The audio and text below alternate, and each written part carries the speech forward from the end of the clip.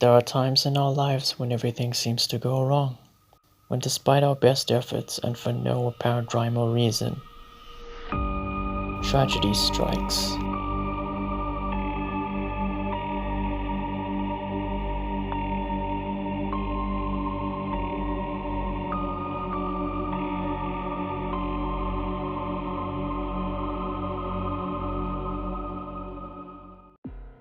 Hey guys, welcome back to the channel. Today we're going to be looking at Season 6 of Dexter.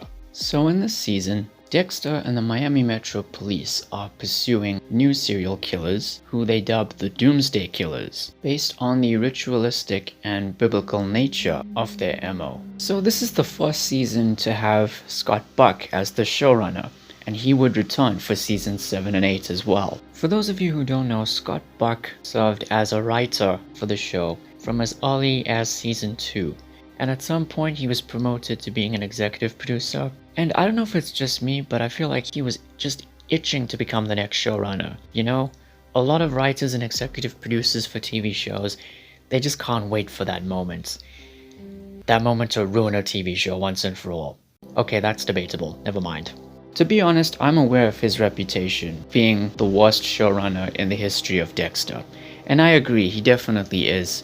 But if there's one thing I've noticed, it's that he also has a lot in common with another Scott Gimple, who served as The Walking Dead's showrunner for 5 seasons, and I think it's a little too convenient that his name so happens to be Scott.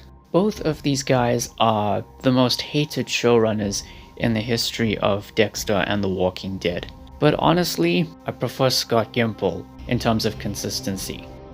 That's only faint praise, Scott. Don't take it too seriously. So yeah, Scott Buck is just not a very consistent showrunner. Now, as for season 6, many consider it to be the worst season in the entire series, if not season 8.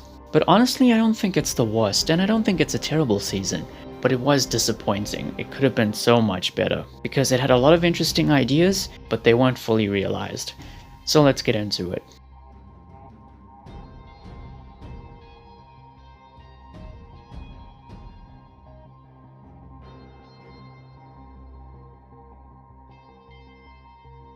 So first of all, I liked the core concept of the Doomsday Killers. They kill people who have sinned against God, and their killings are inspired by the Bible and Christianity and so on. So there's a lot to do with religion in this particular season, and if that's not your thing, then you're probably not going to enjoy this season all that much. Now, I'm not very religious, so it doesn't really bother me. But what I do like about it is the amount of overt Christian symbolism that we get. It has been criticized for being too heavy-handed and too on the nose with what it's trying to say. And, you know, I'm somebody who expects a certain amount of subtlety in themes and motifs and symbolism and all that kind of stuff. But after a while it didn't bother me, and besides, it really made for some cool imagery and practical effects throughout. The actual killers are Travis Marshall, who's played by Colin Hanks, the son of Tom Hanks, and Professor Edward James Olmos, who's played by James Geller, and they have a really interesting master-apprentice relationship. Some people have criticized Colin Hanks for just not coming off as intimidating, but I would argue that he's not meant to be intimidating, because the season depicts him as a vulnerable and sympathetic individual. So he didn't really need to be intimidating. I actually thought his performance was good. Villains in general don't always need to be intimidating to be villainous or scary, because in my opinion, we're simply meant to judge them based on their actions and their motives. Deborah has now been promoted to a lieutenant in this season, and she also has feelings that I guess she can't really control, and they're very controversial among fans, but I didn't mind all of that because it was nowhere near as ridiculous as it could have been. That's all I can say without going into spoilers regarding Deborah this season. Quinn and Batista spend more time together this season, and this marked the beginning of their friendship throughout the rest of the show. And Masuka now has a couple of interns working for him and learning the ropes of forensics. There's a couple of interesting new characters.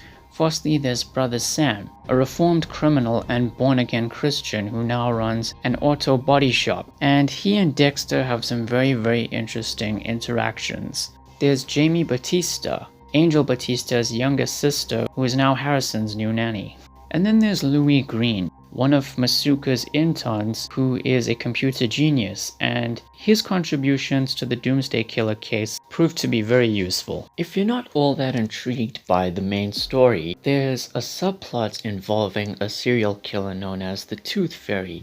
It's a self-contained story that I think you'll really enjoy. The finale was enjoyable and almost made up for many of the season's flaws, and it ended on a pretty shocking cliffhanger, something that should have happened at the end of season 5. That way season 6 wouldn't even need to exist, and we could jump straight into the events of season 7 and 8.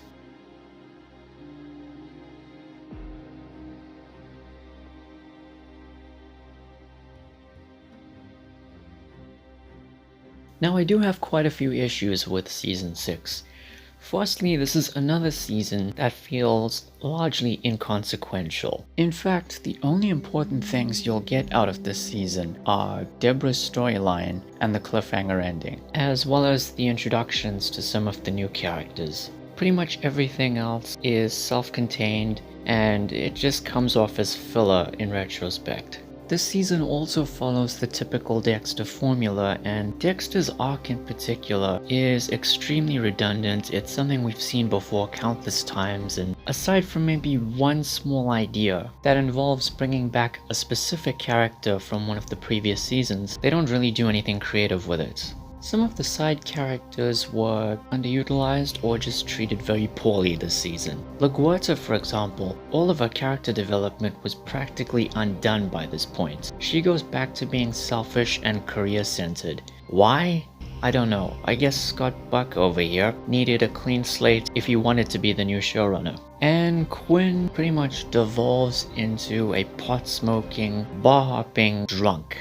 I guess that's all I can say about him. I get what they were going for, but after a while, it got kinda old. And as far as the Doomsday Killers are concerned, they are interesting villains, but there's a twist towards the latter stages of the season that kind of undermines their relationship, and they pretty much devolve into insane villains with insane motives. Many people claim to have seen this twist coming, and I do like some things about the twist, but it kind of cheapens the master-apprentice dynamic between the two of them, and they don't get any more characterization beyond that.